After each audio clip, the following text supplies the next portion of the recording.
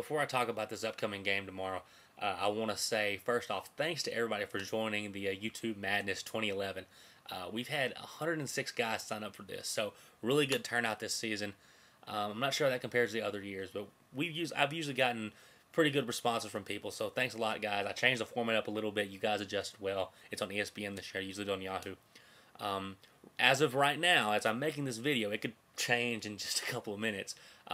As of right now, I'm part of that first place group right now. There's 8 of us, I think, that are in first place right now. I think Oni Kuno's up there with me too, but I think St. John's is going to lose. Is going to screw me over.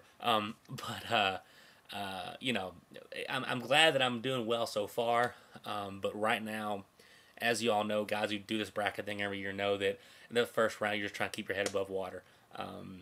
You know, you can be doing well for a bunch of rounds, and one bad round can screw your entire bracket up. So, and one good round can help you get out of it. So, but so far, doing good. We'll see what happens. Richmond pulled it out for me. Hey, gotta love the Spiders. But to talk about this game coming up against the Oakland Golden Grizzlies for the Texas Longhorns, you know, talked about how I kind of hinted at in one of the videos that I wasn't pleased with the seeding that Texas got. Not necessarily about Texas particularly, but the fact that I felt that there were teams above us, namely Florida or teams like that I felt that Texas was better than. I thought that Texas had a better resume, better overall, just as a whole season body of work. I felt that Texas did a better job, had a tougher conference than Florida. Florida got a 2 seed, Texas got a 4 seed. I know why Texas got dropped. I would have dropped Texas too, the way we've been playing. It hasn't been up to par as what we've set.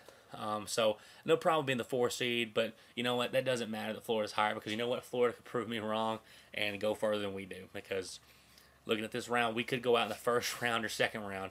But I'm talking about that right now.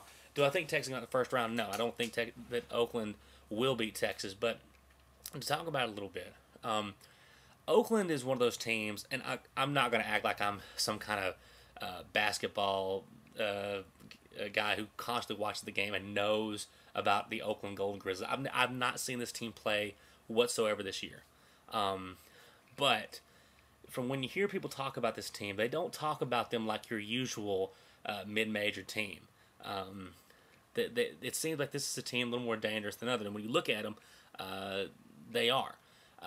They dominated their conference. They went 17-1 in their conference. Yes, it's a mid-major deal, but they completely obliterated teams. And I believe the team scored around 86 points per game, which I think is like second ranked in not just in the conference, but in the country. Defense isn't great though, but they can score. In March Madness, it's if you can score a lot, you can survive. And the thing about it though, people keep pointing to, and this is what I kind of point at people. People keep pointing at the fact that they played a lot of BCS type school teams. They played West Virginia. They played Purdue. They played Ohio State, Tennessee, Michigan State, Illinois. They played these top tier conference teams, which is great because this is a team great for them to get experience against that kind of competition. But the problem I have is that they only won one of those games, and it was on the road against Tennessee. But other than that, they lost all those games. Now, granted, some of them were close. They lost to Michigan State by 1. But you know but a lot of them getting blown up by 20, by double digits in almost all these games against top tier teams. So what does that tell me? It's telling me that it's a team that is dangerous because they do have experience against teams like a Texas. But it also lets me know that if Texas shows up and if Texas brings the kind of game that we know that they can this year, we've seen this year, that they're going to win, that Texas will win this game. The problem with Texas is we have not been playing our best ball, even in the tournament. You know, we made it to the championship game against Kansas in the Big 12 tournament. Got destroyed by Kansas in that game. Tried to fight back, but never really had a chance. But, you know, you looked at it. We played Oklahoma. Oklahoma is garbage this year. And we beat them. It was a sound victory, but nothing really stood out in that game. Then we played the Aggies, and we've just had the Aggies number this year. And A&M gave us a better fight than they usually have. But, you know, the previous 2 games was like flawless for Texas against A&M. We beat them by 20 and 21 points. And it was amazing just to see how the guys completely obliterated a really good A&M team, a really gritty, defense-oriented A&M team. in the tournament, they kind of got closer. We played a little better. And even in that Baylor win to end the season, Texas won, and it was a tough game in Waco, but you never got that same feel about just an offense that was rolling and a defense that can shut anybody down.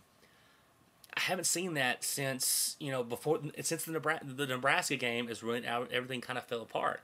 Even before that, in the Baylor game they won in Austin, you can kind of see Texas kind of wearing down a little bit.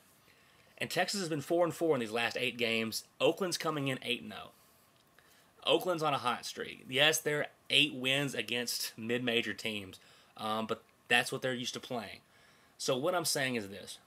Texas should, and I believe will, win this ball game. And I hope it's a blowout. I hope Texas comes out, balls to the wall, and destroys Oakland. But my gut tells me that Texas, because I've seen this team play, that Texas, unless Jordan Hamilton is hitting, and that's the key, if Jordan Hamilton is knocking down shots from outside and just knocking down shots in general, Texas will have an easy time with this. If he's struggling and this team is struggling, you're going to see Texas in a dogfight. It's going to be one of those games. It could possibly be one of those games where, as they're talking, when you're watching other games, they say, hey, switch it over to CBS. The Horns look like they're in trouble. And it's the early game, though. Texas, it's the first game of the day tomorrow. So it's all eyes on the Horns tomorrow, at least to start off. So hopefully we can get those eyes off of us and people will get bored with it because Texas winning by 30. But I think it's going to be a tougher game. Just looking at what the numbers tell me and looking at the trend that Texas has been playing. If Texas comes out rocking it tomorrow, I think that's a good prognosis for the way that they'll progress throughout the tournament. If this is one of those little gritty, snipping out wins, Arizona, whoever wins that game with them in Memphis, going to be a little tougher for us. But we'll see, guys. Got pride in my horns. I'm glad that they're a top seed. Glad they're an actual contender for a national championship this year, and we'll see if they can pull it off. So, got faith in the guys. Hook 'em horns. I love March Madness. It's one of the best times of the year. See you guys. Hook 'em.